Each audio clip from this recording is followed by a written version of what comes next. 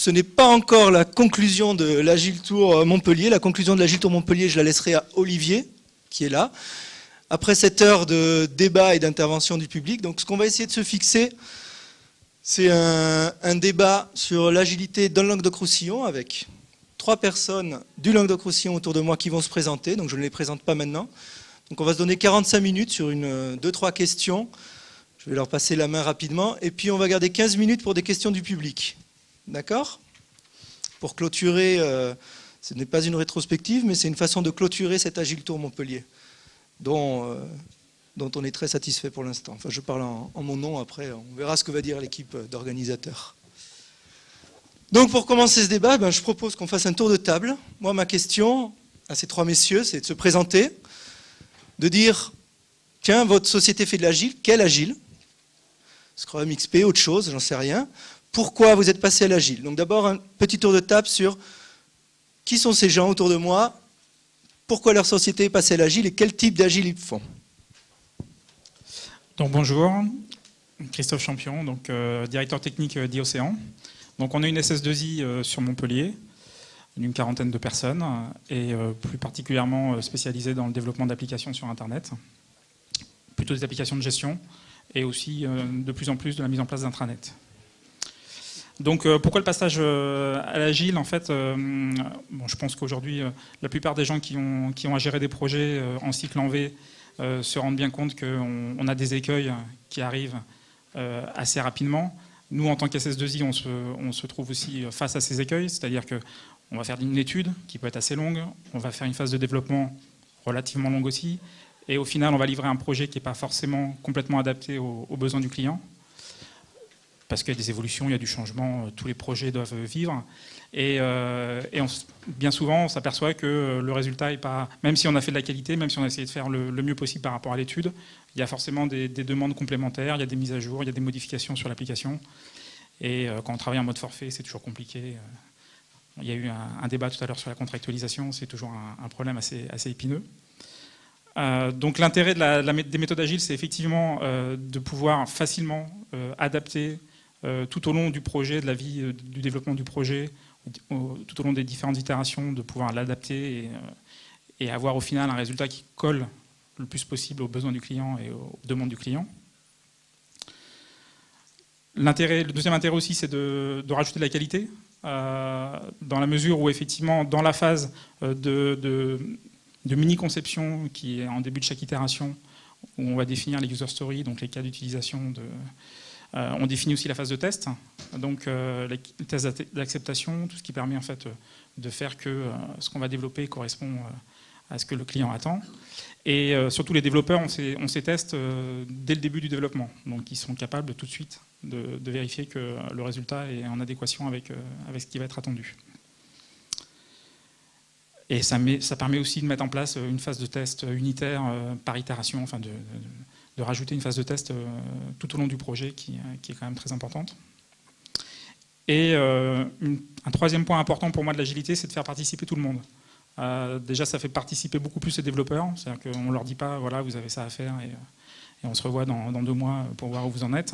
Bon, il y a des réunions, donc on a mis en place l'agilité avec la méthode Scrum, relativement adaptée, mais les bases, c'est quand même sur du Scrum. Donc tous les matins, il y a la réunion café, qui permet effectivement de voir ce qu'on doit faire dans la journée, de se poser les problèmes, les problématiques, que tout le monde participe. Si un développeur a buté sur un cas particulier et que les autres essayent de l'aider sur ces différents points. On implique aussi beaucoup plus le client tout au long du projet, c'est-à-dire qu'il y a un vrai suivi. On fait des phases d'itération de 2 semaines, donc il voit son projet avancer au fur et à mesure du développement. Voilà. On va après, je fais un tour de table, et après on va revenir sur effectivement tous les bénéfices que vous avez pu tirer de l'agile et aussi toutes les contraintes. Voilà. Parce que ce qu'on aimerait voir apparaître, tous les gens qui sont là sont venus pour l'Agile Tour, donc on imagine qu'ils sont intéressés par l'agile. On aimerait aussi se dire les endroits où c'est dur, les endroits où on a souffert. On aime bien se flageller. On est hédoniste, si vous avez suivi la conférence précédente, mais on aime aussi bien se flageller. Ok, très bien. Donc IOcéan. Donc vous êtes présenté comme une SS2I, c'est ça, si je viens d'entendre? Ok, très bien. Donc un autre profil. Bonjour, Grégoire de Chabrin, je suis DSI de la Compagnie du Vent. Alors, pas du tout une SS2I, c'est une entreprise qui fait de l'éolien, donc une entreprise industrielle filiale de GTS Suez. Et je suis arrivé à la Compagnie du Vent, il y avait 2 projets de développement au forfait qui étaient désastreux. C'est-à-dire que je suis arrivé, c'était pratiquement la mise en prod au bout de 8 mois de projet, 12 mois de dépassement, et on est arrivé pour s'apercevoir que l'outil ne correspondait pas du tout à ce qu'on voulait. Donc j'ai fait appel à Jérôme Augustin qui arrêtait pas de me répéter que l'agile c'était bien, et j'avais du mal à le croire. Et en fait, on s'est dit que pourquoi pas mettre en place ça dans notre entreprise, puisque l'image de l'informatique était extrêmement mauvaise. Et voilà, on n'avait rien à perdre globalement sur l'histoire. Donc on a mis en place un coaching agile, une formation des développeurs sur l'agilité, puis un coaching, c'est un accompagnement sur les premiers sprints, une aide, en fait on a fait du Scrum. Et ça a très bien pris dans l'entreprise. On a fait un premier projet qui a duré... On va faire le tour sur les bénéfices et Ouais. après. J'ai une question, c'est donc je pourrais dire vous êtes une enseigne. Oui. Combien de personnes à peu près? Parce qu'après on va On avoir est Monsieur 200 personnes à peu près, D'accord. sur ok. Montpellier. C'est pour faire un peu la comparaison avec Monsieur de la Poste, où ce sera plus de 200 personnes, je suppose. Sûrement.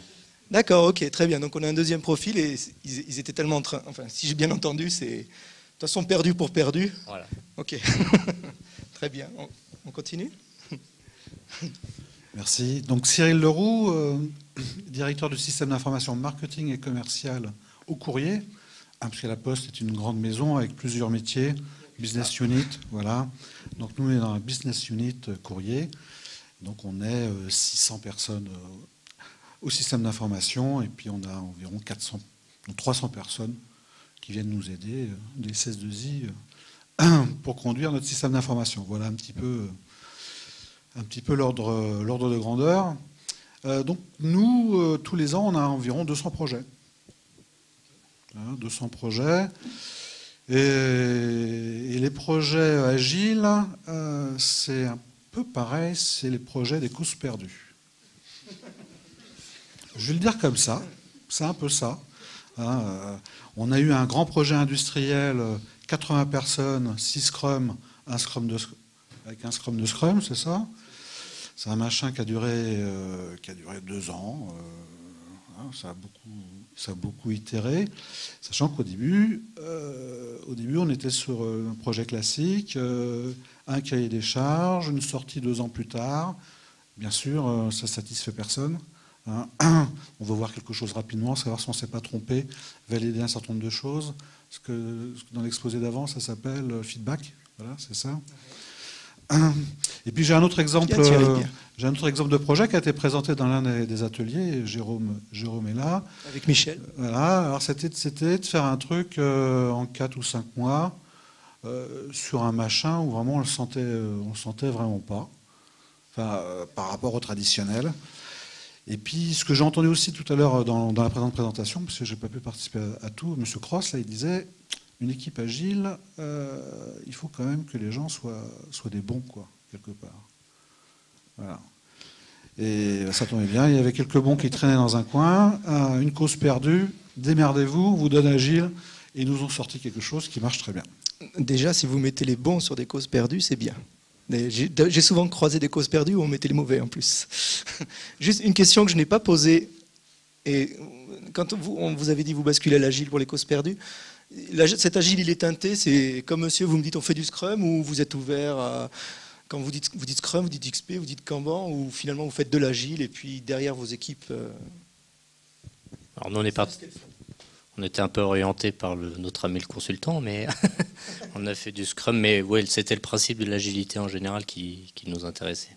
En l'occurrence, c'était du Scrum. Et sur la Poste, du coup, avec l'amplitude, c'était plusieurs choses. Nous, on avait un coach interne qui était sur le Scrum. Donc, je ne savais même pas qu'il existait d'autres choses, d'autres tendances, non, mais il y a d'autres pratiques et d'autres religions. Donc, j'ai appris ça aujourd'hui.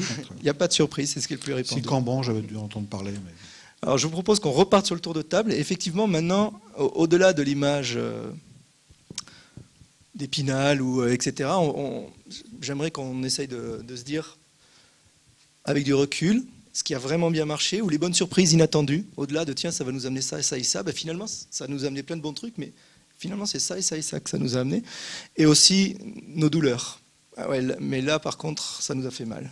Enfin, vous n'êtes pas obligé, peut-être qu'il n'y en a pas, mais... Si, si. Si, il y a des douleurs. Je vais peut-être commencer par les douleurs. Et globalement, me dire, je le referai, c'est une réussite, voilà. ou la somme des choses font que... Passons à autre chose. Alors, aujourd'hui, effectivement, la conférence, la présentation de tout à l'heure, je suis complètement d'accord avec ce qui a été dit, c'est-à-dire qu'on n'a pas du tout envie de revenir en arrière. C'est-à-dire aujourd'hui, ça fait à peu près 1 an et demi, 2 ans qu'on est vraiment sur cette méthodologie-là. On essaye un petit peu différentes façons de le faire et de le mettre en pratique.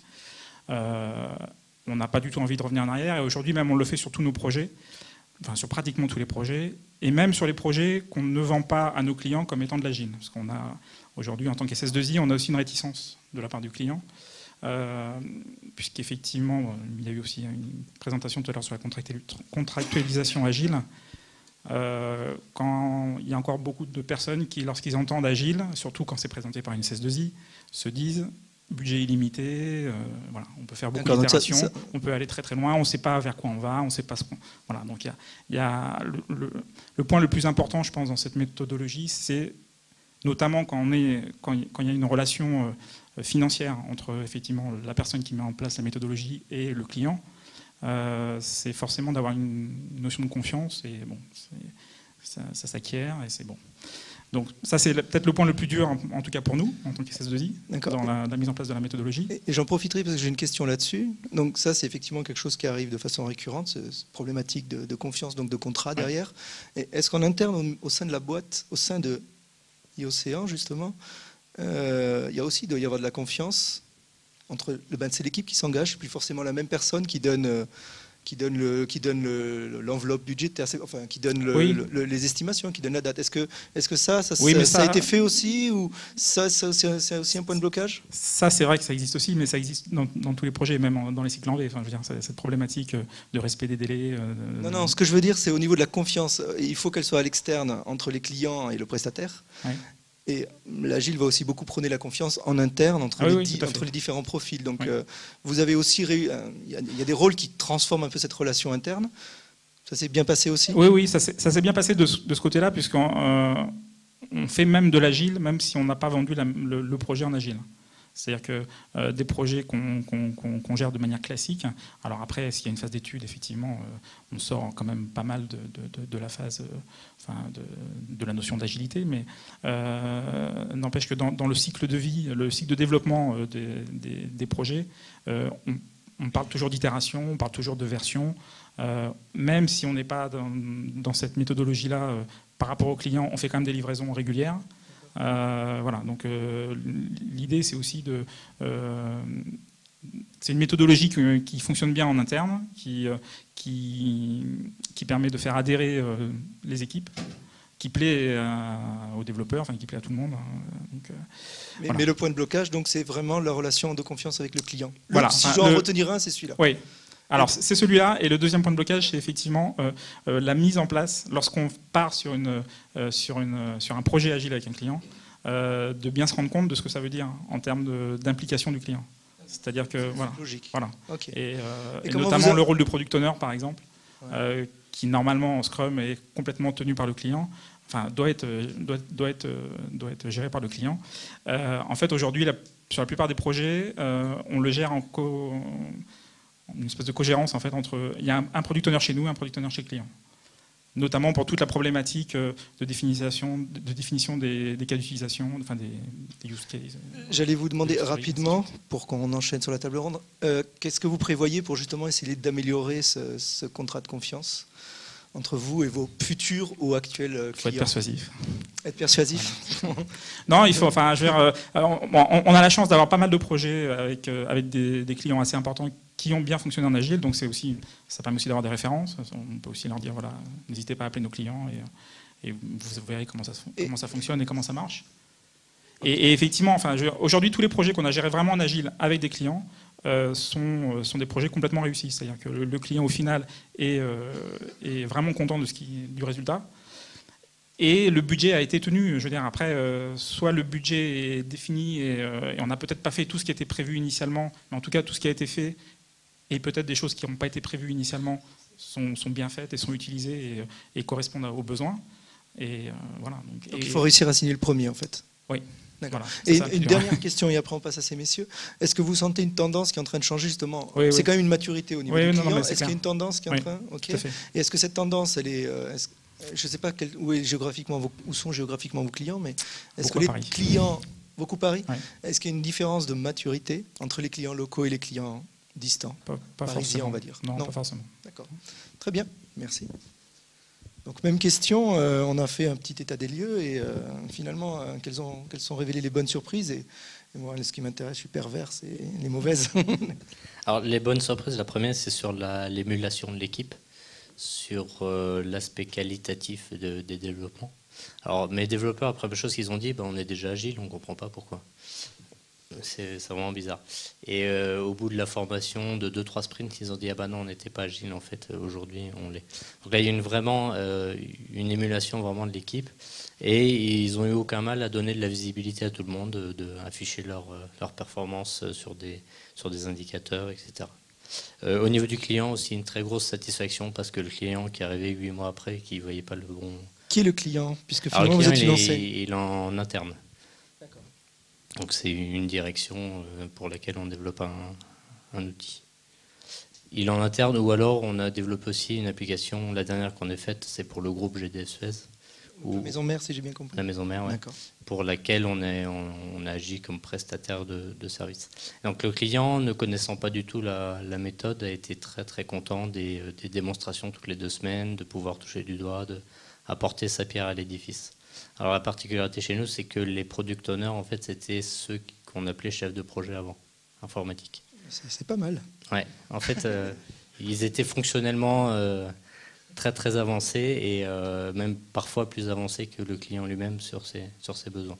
Donc c'est eux qui ont tenu le rôle de product owner et ça s'est très bien passé. Alors maintenant pour la douloureuse, ce qui était très difficile, c'est, alors on parlait tout à l'heure du middle management qui avait du mal à accepter la chose. Nous, c'est plutôt le top management qui a eu du mal, non pas à accepter la méthode parce qu'ils ont très vite compris les bénéfices de la méthode et que ça allait marcher, etc. C'est plutôt qu'ils disaient ok, vous pouvez être agile, il n'y a pas de souci, faites comme vous voulez, du moment que vous respectez les plannings et les budgets et que vous développez exactement ce que je veux. Donc fondamentalement, c'était difficile à comprendre pour eux les itérations, le fait qu'on ne soit pas sûr tout de suite de ce qu'on fera demain, etc. Et d'autant plus quand on a agi en tant que prestataire pour GDS, où eux, ils sont encore plus loin de la problématique. Et tout ce qu'ils voulaient, c'était un résultat avec un planning. C'est-à-dire qu'il fallait qu'on donne le planning global dès le début, 6 mois avant la fin du projet. Et voilà. Donc ça, Donc comment vous avez fait? On a fait comme on a pu.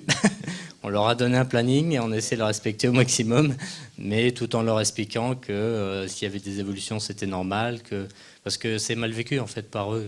Dès qu'il y a une évolution, on se dit ça y est, on est en train de partir, on ne sait pas où on va, etc. Et c'est culturellement pas facile pour eux. Mais bon, au fur et à mesure, on y est arrivé.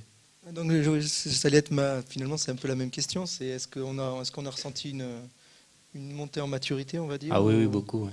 Et aujourd'hui, on continue tous les nouveaux projets, enfin les gros projets, parce qu'on n'a pas une structure à faire des très gros projets, on en a 1 ou 2 par an. Et tous les nouveaux projets, on les fait en agilité.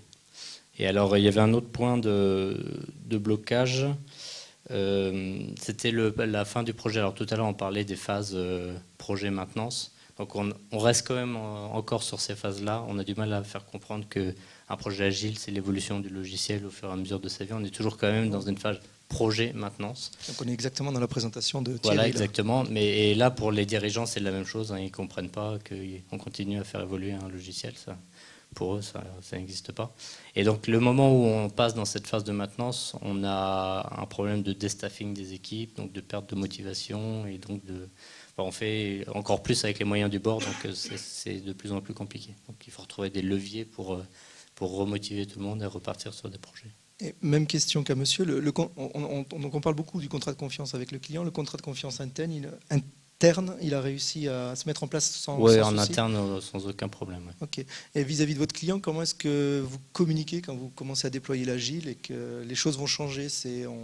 On se cache sous le tapis puis tout d'un coup on lui fait découvrir? Non, pas ou du on tout. lui Au annonce, contraire, d'entrée de jeu, on l'a impliqué dans le process. Dès les premiers sprints, il était là et on lui a expliqué la méthode. On a essayé de lui expliquer la méthode et puis au fur et à mesure de l'avancement des sprints, il a compris et s'est intégré naturellement. Et vous voyez une différence quand vos clients internes, c'est de la Compagnie du Vent ou de la maison mère GDF Suez? Oui, parce qu'on a plus de proximité avec les clients internes. Les autres ont fait des conférences en WebEx, donc il y a moins de proximité avec le client, donc ils ont plus de mal à comprendre. Mais ça marche quand même. D'accord. Et pour finir, avant de passer à monsieur, là ils disent tous, ils ne reviendront pas en arrière. Moi, je ne reviendrai pas en arrière non plus. D'accord, ok, très bien. Merci. Merci. Oui, tout à l'heure, je disais on avait 200 projets par an, et sur les 200 projets, on en a une dizaine que l'on fait en agile. Hein. Voilà, donc on va dire qu'on est en phase pilote ou expérimentale. Donc il y en a 10 qui sont condamnés, donc autant les sauver. Non, c'est pas tous des causes perdues, mais il y a, voilà. Et en fait, des projets très, très différents les uns les autres. Certains que grande satisfaction. Et mais c'est celle que vous avez évoquée, hein, c'est sortir un truc rapidement, qui est vraiment à l'usage du client, de l'utilisateur. Donc ça. Ce client, c'est qui? Parce que là, interne, on a vu. Interne. Interne. Donc moi, on fournit nous les outils pour la vente, le marketing et la facturation, si on a. C'est pas très sexy la facturation, mais bon, on a aussi ça dans le. Et justement, donc là, vous êtes vraiment la DSI, pour le coup. Ouais. Dans ces plus petites structures, il n'y a pas forcément cette dichotomie. Vous êtes vraiment la DSI et on a toujours des problématiques de contrat de confiance, justement, entre les DSI ou potentiellement le marketing, ou des choses comme ça. Comment ça s'est passé? Tout à fait. On a gagné sur ces. Bon, il y en a 5 que je connais bien. Sur les 5, on a gagné en confiance avec le client interne. Ça, c'est clair. Il a vu voilà, il n'a pas eu à attendre. Enfin, c'est la palisse du cycle en V. Il n'a pas eu à attendre 12 mois ou 18 mois pour voir quelque chose. Il a vu ça quelque chose tout de suite. Il y a contribué. Enfin, c'est toutes les valeurs qui ont été évoquées. Et donc, c'était assez nouveau quand même de sortir des choses en moins de 6 mois. C'est ça, tout de suite, fait avec eux. En plus, pour la petite histoire, on a tué la maîtrise d'ouvrage aussi. C'est pratique, ça. Ça, c'est le DSI, effectivement. Ah ouais. Non, c'est le tiers, c'est l'intermédiaire véreux, là, non, c'est vrai, qui trouble un peu le message. Voilà. Et donc, pour faire de l'agile, il faut être directement avec son client, quoi. Enfin, celui qui va utiliser. Et elle est passée où, alors, cette maîtrise d'ouvrage? Elle a complètement disparu du périmètre ou elle a été intégrée? Il y en a une partie qui sont intégrées à la DSI et l'autre partie qui est partie au métier, quoi. Grosso modo, le métier, il a gardé la partie conduite du changement et recettes. C'est toute une histoire, ça, la maîtrise d'ouvrage. Mais enfin, on va revenir au sujet. Donc, tous les projets, grande satisfaction sur le delivery, la visibilité, le temps, ça, pas de souci. C'est un truc où on a gagné. Par contre, sur la moitié des projets, on a vraiment un gros problème de dette technique, quoi, et de stabilité des applications et de fiabilité des applications. C'est-à-dire ce qui a été priorisé. Alors, je regarde la manière dont ça s'est passé. C'est pas comme ça. Il y a des projets en V qui se passent très bien aussi au final. On arrive à faire des trucs. Donc là, dans la méthode agile, il y en a certains qui l'ont pris peut-être par un bout de la lorgnette, qui était effectivement de satisfaire le fonctionnel à tout crin. Donc tant qu'on sort du fonctionnel et qu'on n'est pas encore vraiment en prod ou avec des pilotes ou des trucs comme ça va, quoi. Puis par contre, le go live, quand vraiment il faut y aller et que ça doit tourner tous les jours et qu'on doit faire du pognon avec tous les jours et il ne faut pas que ça tombe en panne, on a un peu ça aujourd'hui, quoi. Voilà. Donc une mauvaise gestion de la dette technique sur à peu près la moitié des projets agiles. Voilà. Donc ça, vous avez cherché à savoir pourquoi, parce que c'est quand même quelque chose d'inhabituel avec l'agile.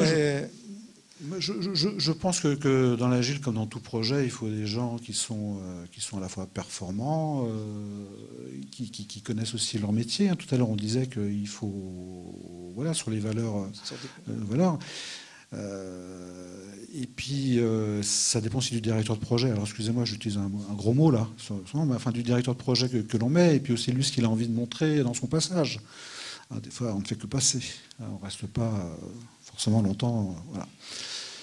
Et voilà. Alors, ça demande le tempo que l'on a donné, mais qui peut-être aussi, ceci dit, ça a permis aussi de sauver une situation à un moment donné. Voilà. Et aujourd'hui, derrière, on rame pour que ça fonctionne bien tous les jours. Je reviens sur le directeur de projet qui fait que passer des fois. Ça, c'est une différence entre vous et ces messieurs.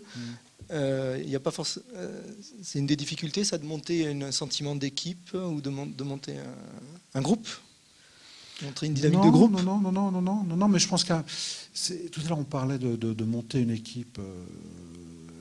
Voilà, il y a des projets, il y a des heures de casting, quoi. Voilà, c'est ça. Je pense que effectivement de faire un point sur les compétences de chacun et de savoir comment il peut jouer et s'il sait faire, en fait. Voilà. Non, mais ça, c'est vu tous les projets. Voilà, des fois, il y a des choses qui partent un peu. Voilà. Donc, quand même, je l'ai quand même sur 3 projets, quoi, la dette technique, quoi. D'accord. Voilà. Alors, pareil, je vais être tranquille. J'assure pas la paternité de ces projets qui sont partis un peu il y a longtemps. Doit être, je sais pas, il y avait tout à l'heure un atelier. J'en suis au 12e sprint là. Oui, là, j'étais pas là, mais voilà, il y a des projets. On en est au. Je sais pas,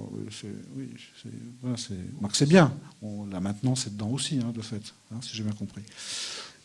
J'aurais une deuxième question suite à ce que vous avez dit. C'est donc il y a une certaine série de projets qui est en mode agile et les autres projets sont dans d'autres modes. Est-ce que ça ne génère pas une schizophrénie au sein de l'entreprise? Dans le sens où un jour, vous allez demander à l'équipe, c'est vous qui vous engagez, puis le lendemain, vous allez dire, non, là maintenant, c'est ton chef de projet qui te fait l'estimation et tu dois la respecter. Tous ceux qui. La question, c'est est-ce que vous reviendrez en arrière? Est-ce que ça ne génère pas des difficultés Non. Est-ce que ça ne génère pas une schizophrénie, plusieurs modes projets au sein d'une Non, parce qu'en fait, tous ceux qui étaient dans le mode agile, ils sont encore. Voilà, ils sont pas repartis dans d'autres. Et je crois que les résultats sont quand même là. Et tout à l'heure, dans la motivation, j'ai failli dire aussi, j'ai parlé des projets perdus, mais c'était aussi un peu une boutade, il y a quand même des choses. Mais c'est aussi parce qu'on n'a plus d'argent aussi. Là, il y a un projet qu'on sort, on le fait en agile et il ne nous coûte pas très cher. Je pense que si on l'aurait fait autrement... Et est-ce que vous établissez un lien entre ce pas très cher et la dette technique qu'il a pu générer? Non, celui-là, il est très bien sous tous les aspects. D'accord. Okay. Voilà.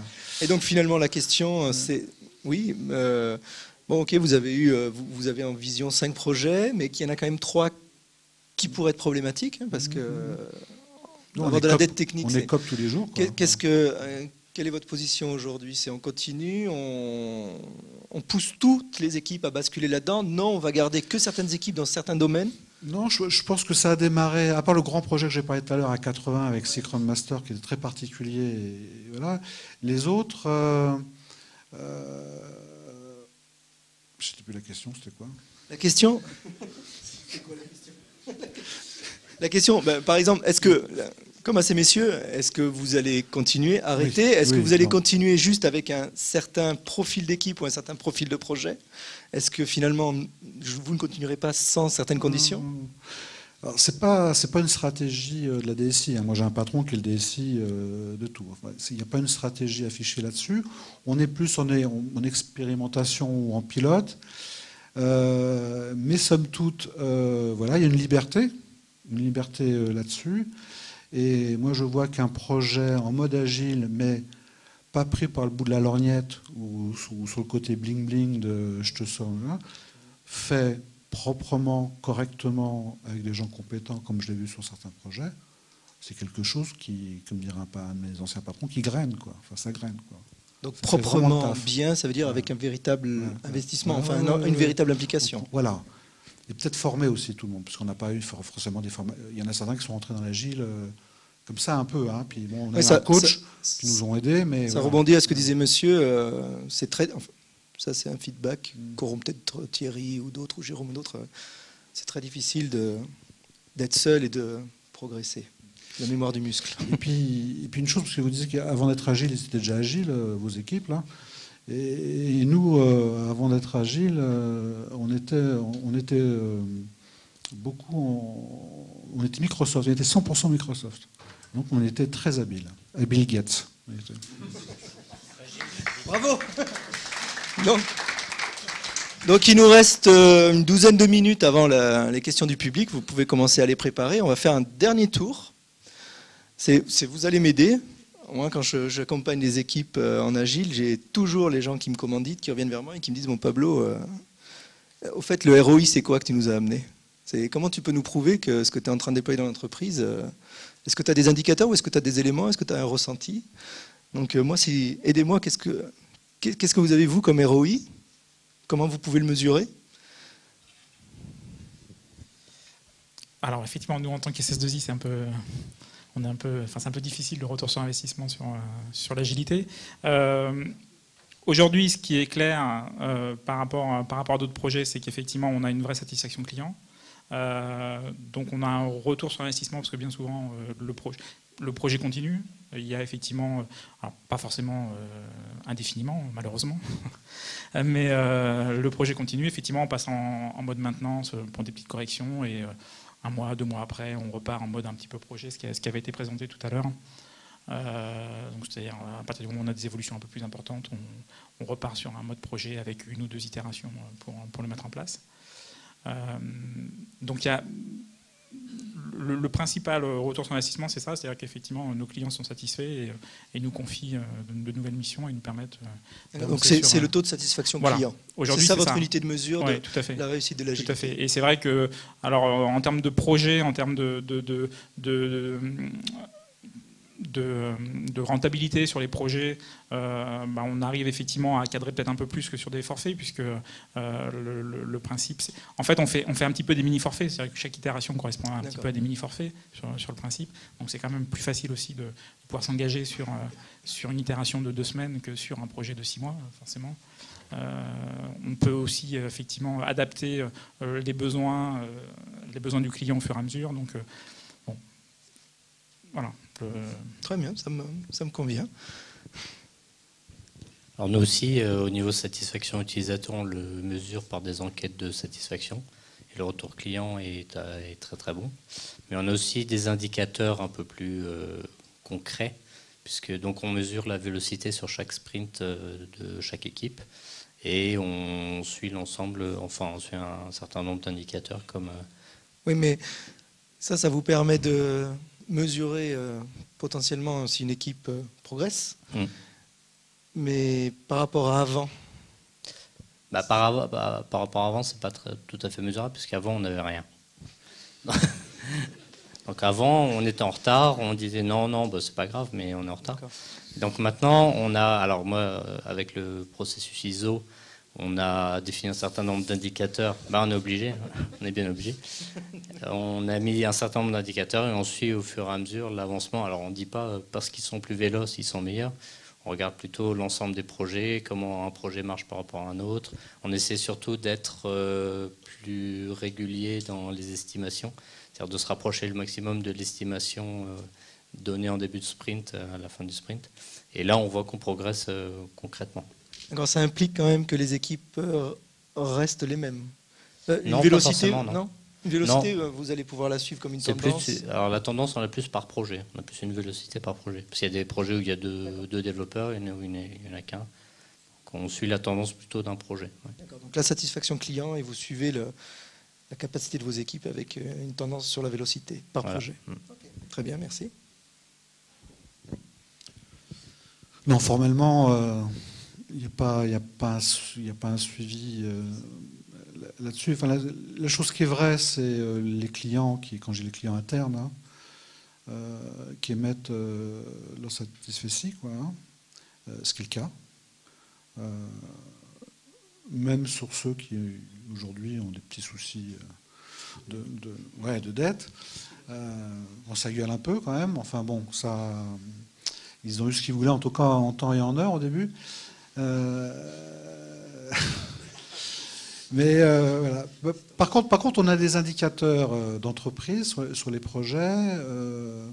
Je je vais en citer un que j'ai en tête, qui est le nombre de projets que l'on fait en moins de 6 mois. Aujourd'hui, alors c'est pas que ceux qui sont agiles, hein, c'est l'ensemble, mais ceux qui sont agiles alimentent bien cet indicateur. Donc aujourd'hui, on a 30% des projets qui sont faits en moins de 6 mois. C'est pas beaucoup. Vu de loin, c'est pas beaucoup. Est-ce que vous observez dans les projets agiles parce que bon, le projet, il finit pas forcément tous les 6 mois, mais au moins, ça veut dire quelque chose qu'on a livré en moins de 6 mois. Hein. Voilà, on a une première release en moins de 6 mois. Vraiment, le tempo du patron, c'est 6 mois. Quoi. Sortez-moi quelque chose avant 6 mois. Quoi. Et quand on dit ça, après, on s'organise en conséquence. Et c'est vrai que l'agile évite le trou noir. Enfin, pas le trou noir, le tunnel. Ce que dit Thierry dans sa presse, ce que tu disais, Thierry, c'est 8-9 mois, hein, en gros, dans l'imaginaire du projet. En moyenne, aujourd'hui, ce qu'on constate dans l'industrie, c'est qu'effectivement, il y a une règle qui correspond à ce que vous dites. Moi, je la vois plutôt autour de 8 mois, mais voilà, 6 mois. En tout cas, qui consiste à réduire ce qu'on peut appeler le lead time. La première release, en tout cas. Et puis, il y a un indicateur qui est pas mal, qu'on vient de mettre en place, qu'on a appliqué dans un groupe international. Je ne citerai pas son nom, parce que je vais donner ses chiffres. Parce qu'ils mesuraient les projets qui arrivaient à l'heure, mais par rapport à la demande d'investissement. L'ambition qui avait été posée au début en disant, voilà, ce projet-là, on l'aura fini à telle date. Et on sait très bien qu'il se passe plein de choses après, que ce soit le métier qui rajoute des trucs, ou des difficultés techniques, ou que sais-je. Les périmètres peuvent changer. Et eux, donc cet indicateur, ils l'ont mis en place, ils le suivent, et tout au début, quand ils ont commencé, ils étaient à 25% des projets qui arrivaient à l'heure, par rapport à l'ambition initiale. L'objectif, c'est 75%, et aujourd'hui, ils sont à 50%. Et est-ce que là-dessus, ils voient émerger une tendance sur les projets agiles par rapport aux autres ? Je ne sais pas s'ils sont agiles. Mais je trouvais l'indicateur intéressant. Ok. Et juste, je pose une dernière question avant qu'on passe aux questions du public. Moi, justement, l'indicateur que je donne habituellement, c'est le taux de turnover. Ça m'intéresse. Est-ce que vous avez noté quelque chose là-dessus ? Généralement, dans les équipes que je croise agiles, il y a plus de gens qui viennent parce que ça les intéresse de bosser pour une boîte agile, et il y a moins de gens qui partent. Et là, le taux de turnover, je peux le demander au RH. On a la chance d'avoir un taux de turnover assez bas, donc on n'a pas forcément vu de grosses différences. Par contre, effectivement, il y a un vrai engouement des équipes. C'est-à-dire que Est-ce qu'on dit oui. Emmanuel me dit que oui, qui est notre RH. Voilà. Nous, on n'a pas de turnover du tout, en fait. Ok, très bien. Si le seul développeur qui est parti, c'est parce qu'on n'a plus de budget. Mais sinon, non, ils veulent rester, ils veulent continuer à faire de l'agile.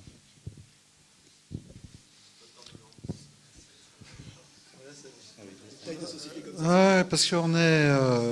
Il y a depuis longtemps qu'on n'embauche plus de fonctionnaires à la Poste, hein, faut le savoir. Hein. Et en plus, dans le système d'information, on est quand même sur quelque chose de bien particulier, avec des compétences bien particulières. Nous, on a 2 grands software house, hein, Paris et Montpellier. À Paris, il y a un turnover à Saint-Quentin-en-Yvelines. Ils ont un turnover qui va être assez élevé, visiblement. Vous avez repéré une tendance liée à l'agilité Chez nous, pas là-dessus ? du tout. Ici à Montpellier, ils sont bien là. Mais alors oui, donc c'est la question de l'entreprise, enfin de la DSI. Maintenant, vis-à-vis de l'agile, ce que je constate effectivement, c'est que j'ai pas de départ. Les gens restent plutôt. Alors que j'ai d'autres projets où. Ouais, oui, tout à fait. Moi, je pense que c'est assez évident. Très bien, je vous propose de passer aux questions du public. La première question étant toujours très très difficile, je vais lancer le débat en posant la première. La Poste nous a indiqué quelques problèmes de dette technique que ni IOCéan ni la Compagnie du Vent nous ont signalés. Est-ce que donc vous avez des recettes à donner à la Poste dans ce domaine-là ? Alors, j'ai absolument aucune recette, mais j'ai remarqué que la dette technique avait vraiment baissé. Alors, par exemple, le premier projet qu'on a fait, où on a vraiment été accompagné, on a fait une vingtaine de sprints et il y a eu 0 bug dans aucune des démonstrations des 20 sprints. Ça pourrait être inquiétant. Non, parce que l'application en production, il n'y a toujours pas de bug, donc bon.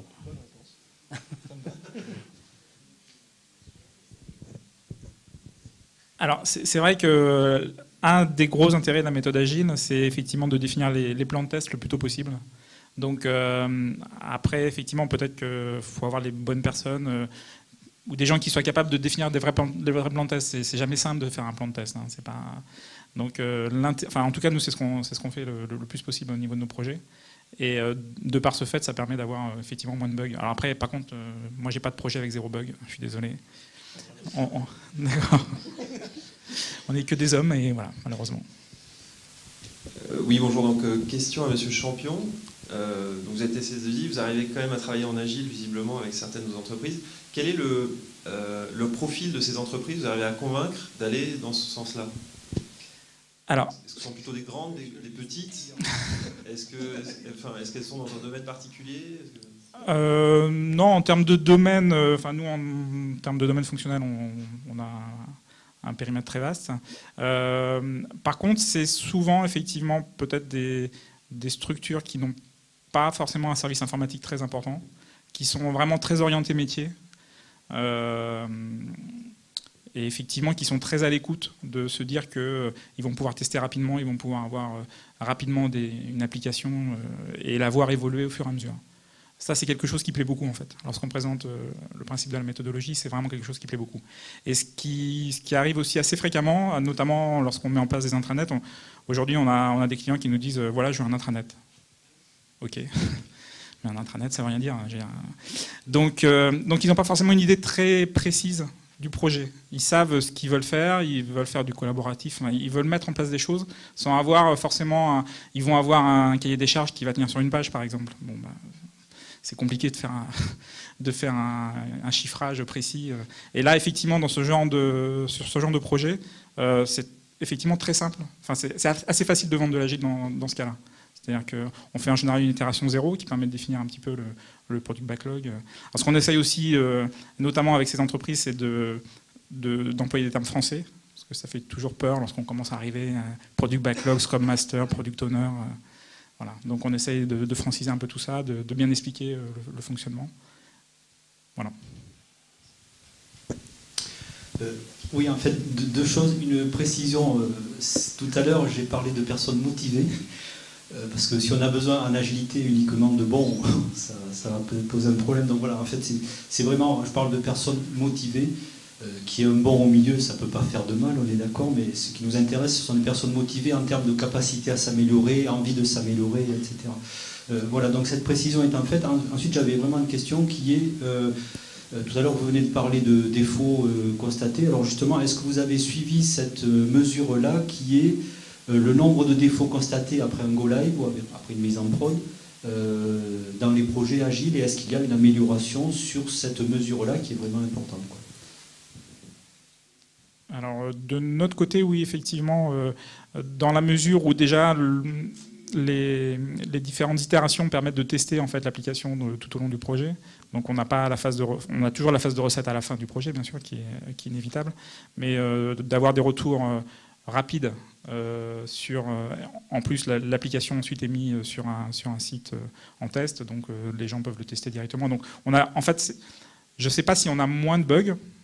Je pense qu'on a moins de bugs, mais ça, je ne saurais pas le mesurer. Mais en tout cas, on les corrige plus tôt. On est informé plus tôt des bugs et on peut les corriger avant la phase de recette finale ou avant la mise en prod. Donc le retour est plus rapide. Alors nous, je pense qu'on a moins de bugs, mais c'est très difficile à mesurer en effet. L'avantage, c'est qu'à chaque démonstration, on peut toucher du doigt, de savoir si l'application est plus fiable ou pas qu'avant. Alors qu'avant, on attendait 6 mois et au bout de 6 mois, on se rendait compte que ça ne marchait pas. Donc avant, on n'avait pas d'indicateur. Aujourd'hui, on arrive à le voir quand même assez régulièrement si l'application est conforme ou pas. En fait, je comprends. En quoi c'est difficile à mesurer? C'est une vraie question. Vous dites que c'est difficile à mesurer une fois que j'ai un go live, et c'est difficile à mesurer le nombre de défauts constatés après un mois, 3 mois. Ah non, mais aujourd'hui, on les suit pas vraiment, c'est ça, c'est juste ça. Ouais.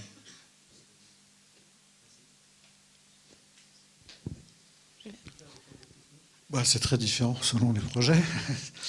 On sait exactement combien on en a, effectivement. Dans les projets agiles, j'en ai qui... Voilà, on écope tous les jours. Il y en a d'autres où c'est assez clean. Par contre, effectivement, j'ai pas été voir si ceux qui marchent très bien en agile avec une stabilité assez exemplaire, effectivement, j'ai pas été comparé par rapport à d'autres projets en V classiques qui sont aussi bien passés. C'est vrai que j'ai pas fait cet exercice.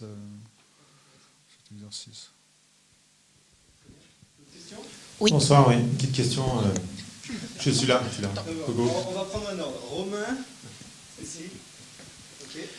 Est-ce que, suite à l'agilisation des équipes, vous avez rencontré des problématiques sur la gestion des carrières, ou en tout cas les perspectives d'évolution de carrière que vous pouvez proposer à vos collaborateurs? Et si oui, quelle solution avez-vous trouvé?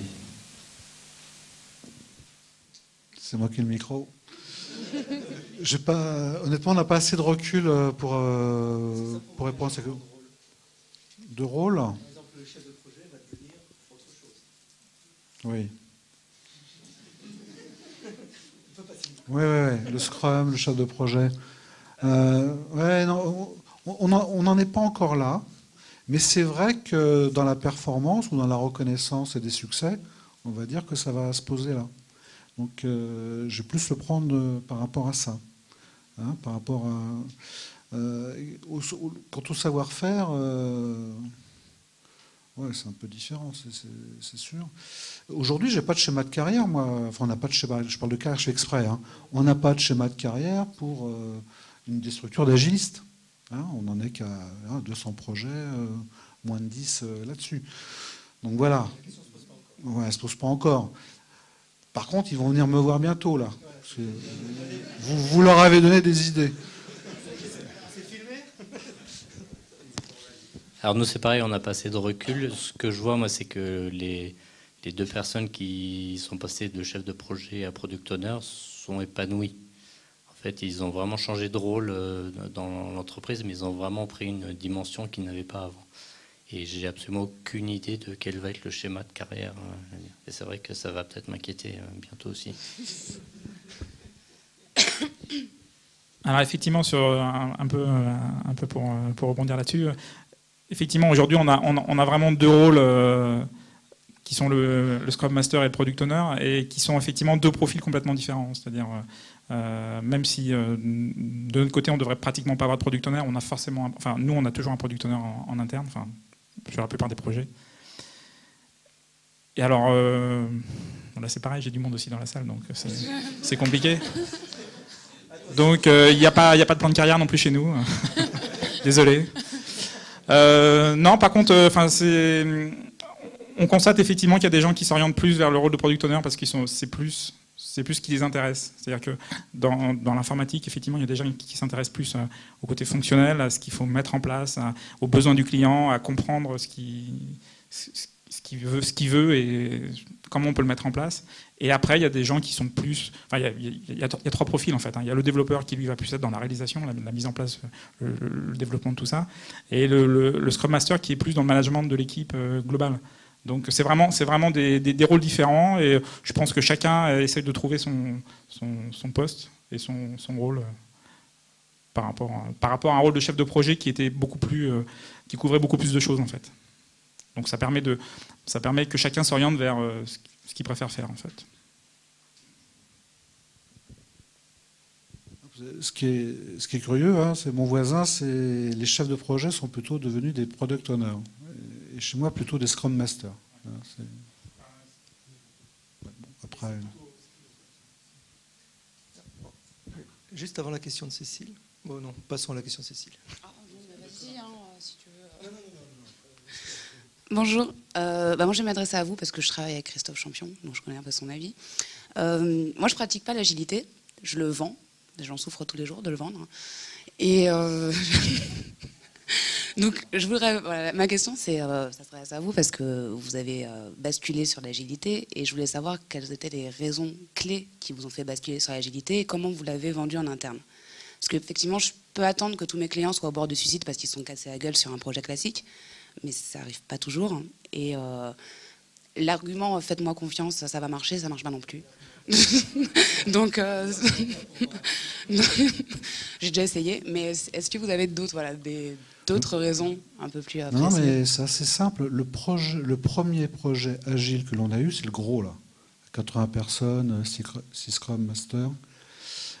C'était uniquement parce que le métier, le client, n'acceptait pas la proposition de la DSI, qui était « je ne vais rien voir pendant 2 ans ». Et puis 2 ans, c'est trop long de toute manière. Au final, ça a mis 2 ans. Mais en tout cas, en tout cas, il y a des choses qui sont sorties rapidement. Et on a pu effectivement les confronter à la réalité. La qualité du process industriel, la réalité aussi des product owners, des métiers qui avaient des ambitions aussi de mettre sur ce produit industriel de nouveaux services. Et voilà, c'est comme ça que c'est venu. Hein. C'est uniquement parce que le client n'acceptait pas de 2 ans d'attente. Et vous avez dit que vous faisiez des petits projets aussi en agile. Ouais. Comment là, vous justifiez l'utilisation des méthodes agiles? Parce que là, ils nous demandaient un truc impossible. C'est vrai, hein, au début. Non, mais c'est vrai. Par rapport au truc traditionnel, c'était ce qu'ils nous demandent, non. Et puis, le patron, comme quoi les patrons, des fois, il suffit qu'il dise si, vous allez le faire. Non, si. Et c'est intelligent, c'est de faire la co-construction. Enfin, on faisait déjà un peu de faire de la vraie co-construction avec le métier et de voir ce qu'on peut sortir en 5 mois. Voilà. Ça, c'est le deuxième élément. Et en faisant ça, le métier était mouillé avec nous aussi. Et voilà, on a 5 mois, qu'est-ce qu'on fait dans les 5 mois? Voilà. C'est très pragmatique pour le coup. Alors bon, je suis d'accord avec tout ça. Nous, ce qu'on leur a dit, c'est dans 15 jours, on vous montre une application qui fonctionne. Alors qu'ils ne savaient pas ce qu'ils voulaient. Donc, ils nous ont regardé avec des yeux bizarres, et puis ils ont vu 15 jours après qu'ils avaient quelque chose. Ils n'avaient pas toute l'application, mais ils avaient déjà quelque chose. Et ils ont commencé à se poser des questions. Ils se sont dit, ah oui, en effet, ça, c'est pas mal, mais si on faisait comme ci, si on faisait comme ça. Et là, tout de suite, ils ont compris qu'il y a l'intérêt pour eux. Juste la citation de Mark Twain sur ce qui a été dit là. Ils ne savaient pas que c'était impossible, alors ils l'ont fait. C'est une question qui revient sur la qualité et les zéro défauts. Donc je travaille dans le test. Hein. Donc ma question, c'est par rapport à avant, est-ce que vous avez dédié des équipes à chaque partie de chaque projet, ou est-ce que c'est une équipe de test qui est transversale? Et est-ce que vous avez gardé le rapport de quel est le rapport d'un testeur par développeur? De combien il est chez vous? Pour arriver à 0 défaut, ou c'est les développeurs qui font leur test, je ne sais pas. Ma question, elle est de savoir déjà si vous avez une équipe dédiée. Réorganisation de l'équipe. Voilà. Et la deuxième, le rapport, le ratio de testeurs-développeurs. On change la matrice. Alors aujourd'hui, c'est pas forcément lié aux méthodes agiles, mais on a mis en place des tests unitaires, des tests automatisés. C'est pas directement lié aux méthodes agiles, mais effectivement, le fait de définir les plans de test dès le départ, ce qu'on peut faire aussi sur une méthode classique, mais c'est vrai que c'est plus difficile si on n'a pas de grain à moudre sur l'application, permet de mettre en place des tests unitaires très rapidement et de mettre en place des moteurs d'intégration continue. Je pense qu'il y avait une présentation là-dessus d'ailleurs, je crois. Voilà, qui permettent de tester effectivement tout de suite l'application et surtout de vérifier au fur et à mesure des itérations qu'il n'y a pas de régression, il n'y a pas de retour. Après, sur le ratio testeur-développeur, il n'a pas forcément changé. Aujourd'hui, ce qu'on essaye de faire, c'est que ce n'est pas effectivement des personnes qui travaillent sur l'équipe, qui ont participé au développement, qui font les tests. C'est ce qu'on essaye de faire. C'est pas toujours évident, mais c'est ce qu'on essaye de faire le plus possible. Voilà. Nous, c'est très simple. Vu les peu de moyens qu'on avait, c'est le développeur qui fait les tests unitaires. Et ça ne lui prend pas beaucoup de temps. Enfin, je n'ai pas les ratios non plus, hein, mais c'est toujours le même qui fait.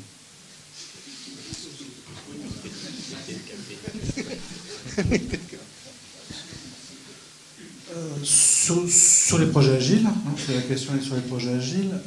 Les projets qui ont une aide technique importante, il n'y a pas beaucoup de tests.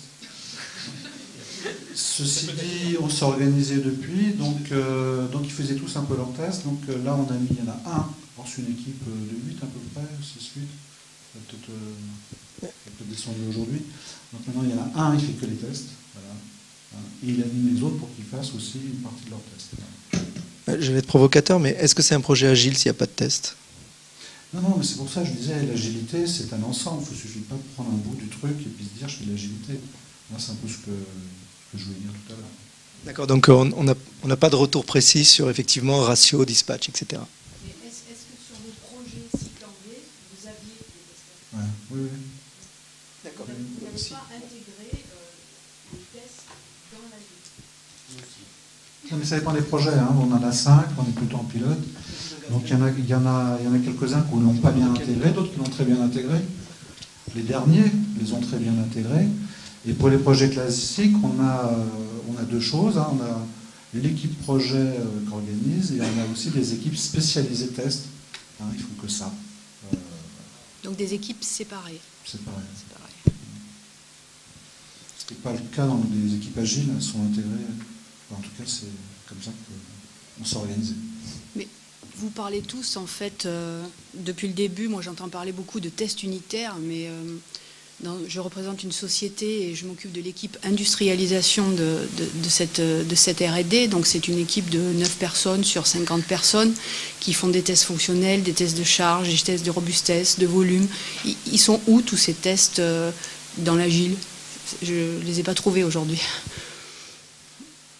En tout cas, il y avait une présentation ce matin qui était très intéressante de Jean-Laurent Morlon, excuse-moi Jean-Laurent. Mais il n'est pas là. Oui, je sais. qui justement, il venait présenter le crafts, je dis bien le S-manship, et il disait, on a peut-être pas mal oublié, enfin, il faut faire attention en agile de ne pas oublier tout l'aspect technique qui est quand même le berceau de l'agilité. Il ne faut pas oublier tout ce qui est extreme programming, il ne faut pas oublier tout ce qui est test. Donc, oui, en tout cas, c'est une vraie question. Il ne faut pas se dire, on fait de l'agile. Enfin, il faut pas embarquer souvent. Tout le monde peut intervenir et répondre à cette dame, mais il ne faut pas embarquer que Scrum en se disant. Enfin, le conseil, c'est de ne pas embarquer que Scrum et de ne pas faire que de la gestion de processus projet. Il faut embarquer naturellement toujours, dans la plupart des cas, extreme programming ou cross-matching, etc. Mais ça, c'est pas les typologies de tests qu'elle a expliquées, ce ne sont justement pas des typologies de tests adressées par l'extreme programming.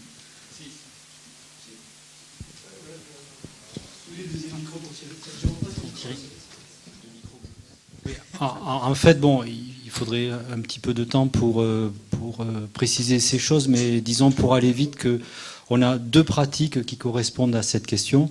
Il y a une pratique qui est liée donc à ce qu'on appelle des tests d'acceptation, et des tests d'acceptation de story peuvent être fonctionnels et non fonctionnels. Donc là, on reprend des questions de volumétrie, voilà.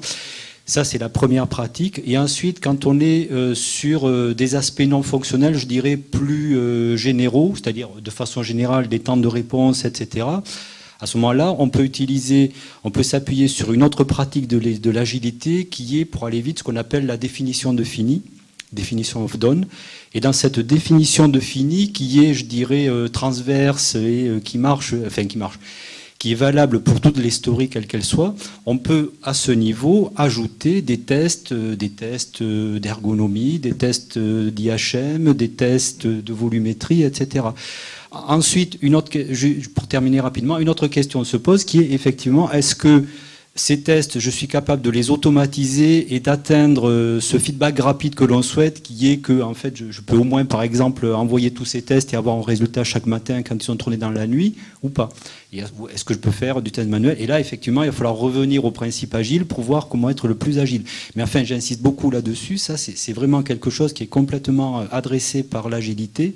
Donc, sur ces deux pratiques, test d'acceptation, si possible automatisé d'une part, et définition of done des stories d'autre part.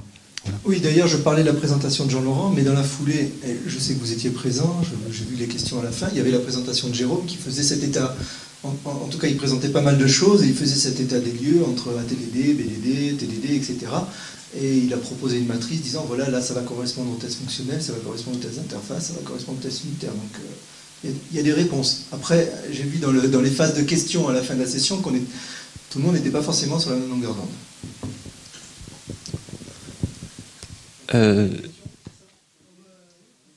Ouais, Ça y est, je parle. Alors, je vais vous poser une question qui se pose à chaque table ronde de conférence agile, quand on est face à des managers.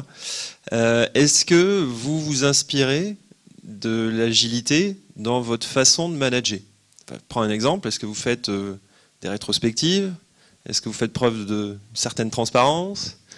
Voilà, c'est peut-être une question piège, mais en tout cas, c'est intéressant d'avoir votre avis. Alors c'est amusant parce que moi j'ai la moitié de mon équipe qui est une équipe de maintenance. Et au bout de 2 mois de projet agile, ils m'ont dit mais pourquoi nous on ne fait pas pareil? Pourquoi on n'a pas nos post-it sur le mur avec un... Alors je dis bah oui, allons-y. Donc on a appliqué tout ce qu'on pouvait appliquer à cette équipe-là. Et alors on a eu la présentation ce matin qui était très intéressante, la première là, sur le retour des managers. C'est vrai que tout ce dont on parle sur l'agilité, moi j'essaie de l'appliquer en tant que manager. C'est pas facile, mais je vois par exemple sur la transparence, par exemple, le fait de montrer le travail de tout le monde à tout le monde, que ce soit côté maintenance ou côté développement, il y a un retour très très positif dans l'ensemble de l'équipe. Oui, je ne me suis jamais posé la question, c'est bien.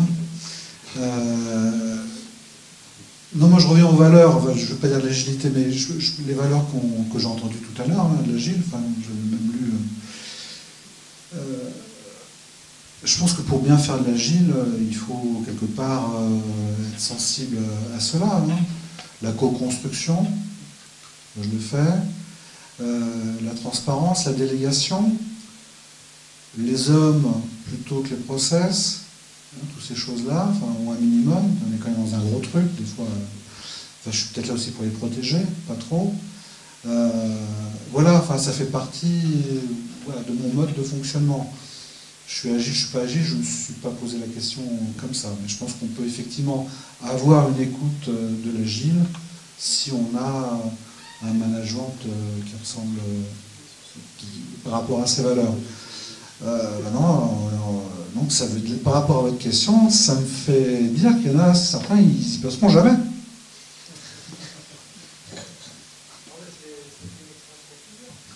On va finir avec le trio. Non, moi je suis pas du tout d'agile en fait. Je suis complètement en cycle en V en fait dans mon management. Non, effectivement, oui, je pense que c'est vraiment un état d'esprit. Alors après, peut-être pas suffisamment, peut-être pas autant. Notion de rétrospective, par exemple, effectivement, c'est une bonne idée, mais je pense que je le fais pas suffisamment.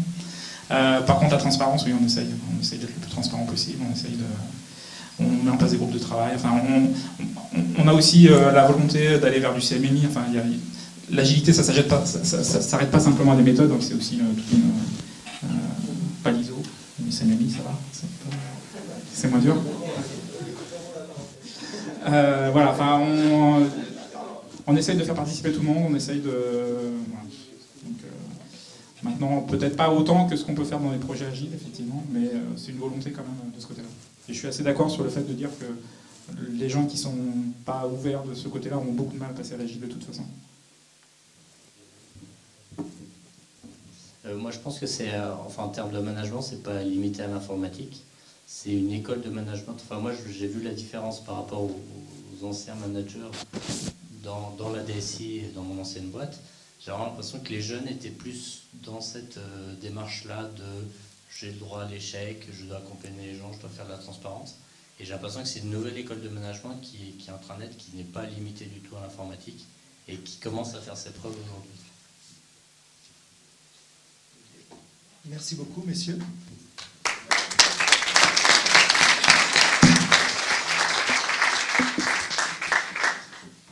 Mais merci beaucoup, c'était très bien cette table ronde, moi c'était ma session préférée. Non, mais c'est vrai. Voilà. Donc il ne me reste pas grand chose à rajouter. Personnel, moi je fais beaucoup de plaisir aujourd'hui à participer à cette journée. J'espère qu'il en aura été de même pour vous. En tout cas, moi, à titre personnel, se faire plaisir, ça fait partie des valeurs que je mets dans l'agilité. Voilà, et puis je viens d'en entendre d'autres aussi qui paraissent intéressantes. Voilà, donc maintenant rendez-vous en 2012 pour le prochain Agile Tour. une date à retenir, donc c'est le 22 novembre. Merci Jérôme. Et, voilà. Merci à tous. Bonne journée.